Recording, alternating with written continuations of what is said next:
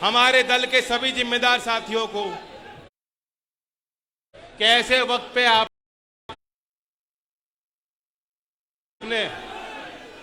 ये कार्यक्रम किया,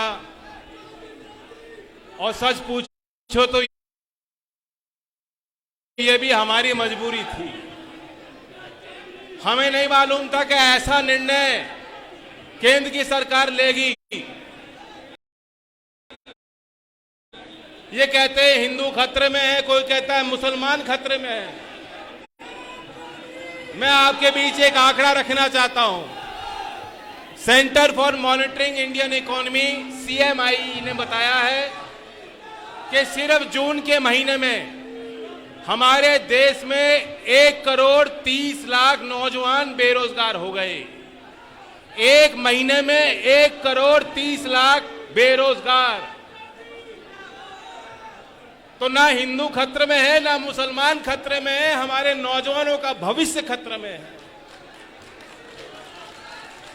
इनको काम नहीं मिल रहा। और एक ऐसी नौकरी है जिसको लेकर गांव में अजीब सा आकर्षण है। किसान का बेटा आंख खोलता है, और किसान के उस बेटे से आप पूछोगे कि बेटा बड़े होके क्या बनना चाहते हो, वो ये नहीं कहता कि किसान बनना चाहता हूं। वो कहता है मैं भारत की सेना का जवान बनना चाहता हूं, मैं भारत की देश की रक्षा करना चाहता हूं। ऐसी प्रबल भावना है। लेकिन मोदी जी, आप नौजवानों की इस भावना को नहीं समझते। आगरा में मैं आया था विधानसभा चुनाव में, और मैंने आपको वादा किया था कि हमारी सरकार बन जाती तो 2019 के बाद सेना की भर्ती नहीं हुई, हम केंद्र की सरकार से बात करके आगरा में भर्ती का केंद्र खुलवाते हैं। लेकिन क्या हुआ? 4 साल की भी कोई नौकरी होती है क्या? बताओ, 4 साल की कोई नौकरी हो, अगर भारतीय सेना के सैनिक पेंशन के हकदार नहीं हैं, अगर भारतीय सेना के हमारे जवान पेंशन के हकदार नहीं हैं, मैं पूछना चाहता हूं 5 साल के विधायक और सांसद पेंशन के हकदार कहां से हुए? अगर भारतीय सेना के जवान पेंशन के हकदार नहीं हैं, तो देश के विधायक और सांसद 5 साल वाले पेंशन के हकदार कहां से हुए? मैं मोदी जी को कहता हूं, ये आगरा है, ये आगरा वाले आपसे ताज छीन लेंगे, ताज। और हम भी ये फैसला ले सकते हैं कि अगर 4 साल के अग्निवीर आपको अच्छी लग रही है ना, तो देश में एक प्रधानमंत्री नहीं 4 प्रधानमंत्री बनाएंगे 2 महीने के खातिर, और 2 महीने का काम देखेंगे, 4 में से 3 को बाहर कर देंगे। बताओ कैसी लगी बात? ऐसा काम होता है कभी? एयरफोर्स ने 3,000 पद की नौकरी निकाली, 3,000 पद, और 7.5 लाख नौजवानों ने आवेदन कर लिया। 7.5 लाख। उनकी मजबूरी है। और अब भाजपा वाले कह रहे हैं कि देखो योजना अच्छी है इसलिए इतने बच्चे जा रहे हैं। 2 दिन तक किसी को भूखा रखो, भले आदमी को, और 2 दिन बाद आधी बासी रोटी फेंक दो। रोटी खाएगा कि नहीं खाएगा? और उसके बाद आप कहो कि अब बासी मिलेगी, ताजी रोटी नहीं मिलेगी, बासी मिलेगी। तो यह बात बिल्कुल व्यवहारिक नहीं है। रोजगार मिल नहीं रहा, नौकरी मिल नहीं रही, और ठेका प्रथा की सेना हमारे देश की रक्षा नहीं कर सकती,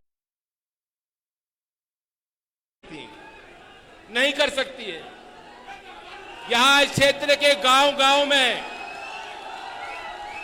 माटी के लाल देश के लिए शहादत देने वाले हमारे वीरों की मूर्तियां लगी हैं।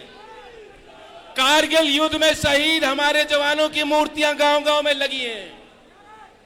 लेकिन हमें क्या मालूम था कि ऐसी सरकार आ जाएगी जो भारतीय सेना के उस परंपरा को तहस नहस करना चाहती है।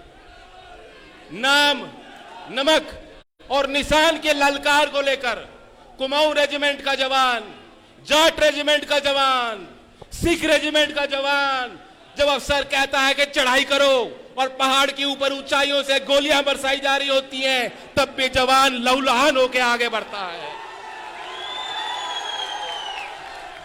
चौधरी चरण सिंह जी प्रधानमंत्री आपने बनाए और प्रधानमंत्री के कोई पोता ऐसा प्रधानमंत्री आपने देखा जिसके घर के लोग सेना में हो? चौधरी चरण सिंह जी के पोते सेना में थे।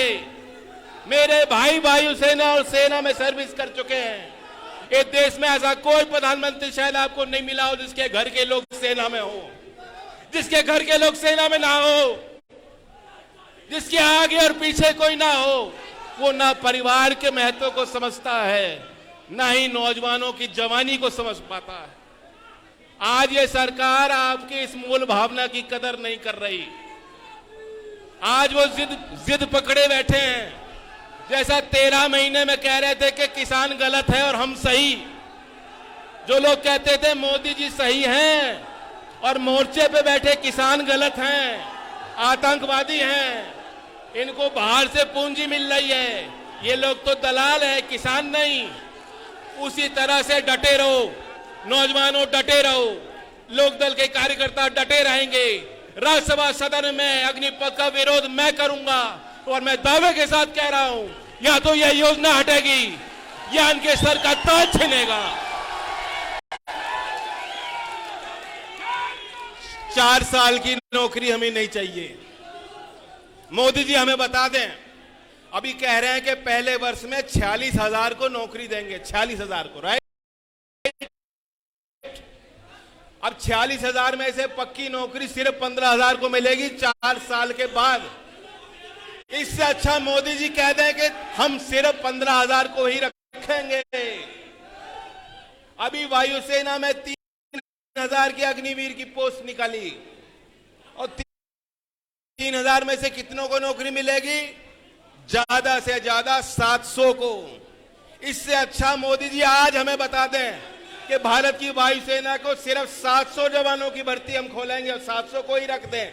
लेकिन ऐसा दोगलापन हमारे जवानों के साथ मत कीजिए। 7.5 लाख लोग और 700 नौकरी, 7.5 लाख नौजवान और उन्हें मिलेगी 700 नौकरी। ऐसे सेना नहीं चल सकती। ऐसे हमारे देश की रक्षा के साथ खिलवाड़ मत कीजिए।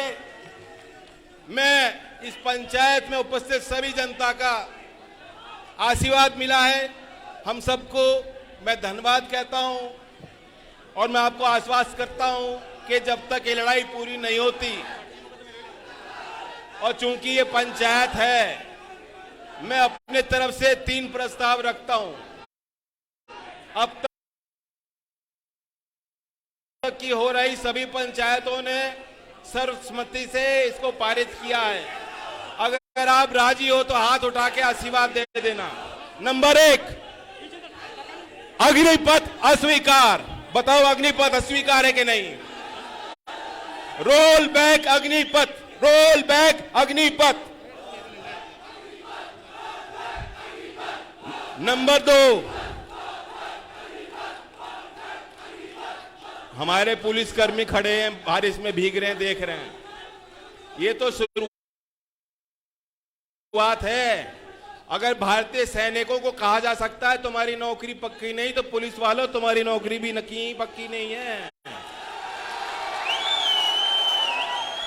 4 साल बाद तुम्हें कहा जाएगा कलफ लगा के, स्त्री लगा के अपनी जो है वर्दी है वापस लौटाओ। बताओ लौटा पाओगे वर्दी उस समय? 4 साल बाद नहीं लौटा पाओगे। तो इसलिए सहानुभूति रखो। या आपके परिवारों की बात हो रही है, किसी पुलिस वाले का गुजारा रिटायरमेंट के बाद जिसे पेंशन ना मिलती हो, उसके घर का गुजारा करना कठिन है। और भारतीय सेना के सैनिकों के परिवार को आप कह रहे हो कि पेंशन नहीं मिलेगी, हमें अस्वीकार है। दूसरी बात मैं कहना चाहता हूं कि देश में 60 लाख पद रिक्त पड़े हैं। नौकरियां हैं लेकिन रेलवे को बेचेंगे, LIC को बेचेंगे, सारे सरकारी उपक्रम ठप कर देंगे तो नौकरी मिलेंगी नहीं। हमारी पंचायत का ये मांग होनी चाहिए पंचायत की कि समय रहते अगर भर्ती निकली है तो 6 महीने के अंदर भर्ती का इम्तिहान भी पूरा करो, रिजल्ट भी बाहर निकालो और नौकरी दो, ज्वाइनिंग कराओ। ये नहीं होगा कि 2022 में भर्ती होगी, 2023 में इम्तिहान होगा, 2024 में रिजल्ट निकलेगा, 2025 में लिस्ट बाहर होगी और 2026 में कोर्ट में मामला अटक जाएगा। ऐसे भर्तियां नहीं हो सकती। 6 महीना ले लो, 1 साल ले लो, सरकार तय करे, फैसला ले और जो 60 लाख नौकरियां हमारे देश भर के सभी विभागों में नौकरियां मिलनी चाहिए, 1 साल के अंदर वो 60 लाख नौकरियां हमारे नौजवानों को दें। आप सहमत हो इस बात से कि नहीं हो? और तीसरी बात और आखिरी मांग, हमारे यहां जब बच्चे सड़कों पे आए, क्योंकि अपने आप उबाल था लोगों में, किसी ने बुलाया नहीं था, किसी ने आपको भड़काया नहीं था। जो 5 साल से तैयारी में लगे हुए थे, जो 5 साल से तैयारी कर रहे थे बच्चे, उनको बहुत बड़ा धक्का लगा, बहुत बच्चे सड़क पे आए, लेकिन सरकार ने इन बच्चों को घेरने की रणनीति बनाई है।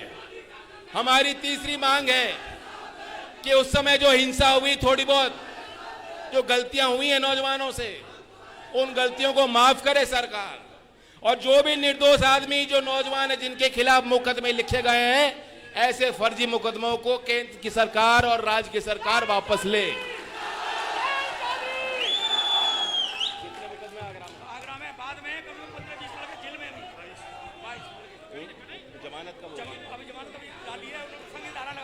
हमारे अध्यक्ष जी मौजूद हैं, जिम्मेदार साथी विधायक जी हैं, मैं उनको कहूंगा कि अभी कई बच्चे जेल में हैं, जैसे उनको जमानत मिलती है वो बाहर आएंगे, एक एक बच्चे के साथ, हमारे उन परिवार के साथ हमारे पार्टी के लोग जाएंगे, उनसे मिलेंगे, उनसे समझेंगे कानूनी लड़ाई उनके लिए कैसे लड़नी है, हम लोग मिलकर लड़ेंगे। ये मेरा आपको वादा है।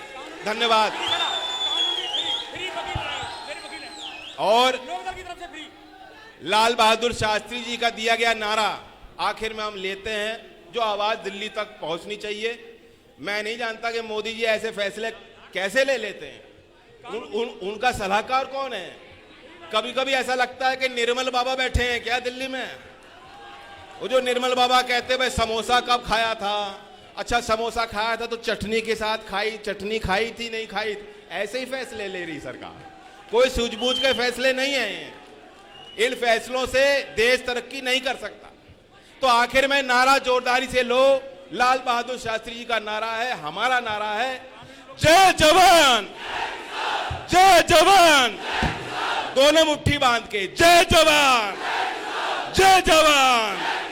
धन्यवाद। जय हिंद जवान। आगरा में लोकदल की तरफ से सभी मुकदमे हम जो कानूनी फ्री लड़ाई लड़ेंगे, हमारे वकील लड़ाई लड़ेंगे। जय राष्ट्र लोकदल, जितने सभी लोग आए हैं मैं उनका हार्दिक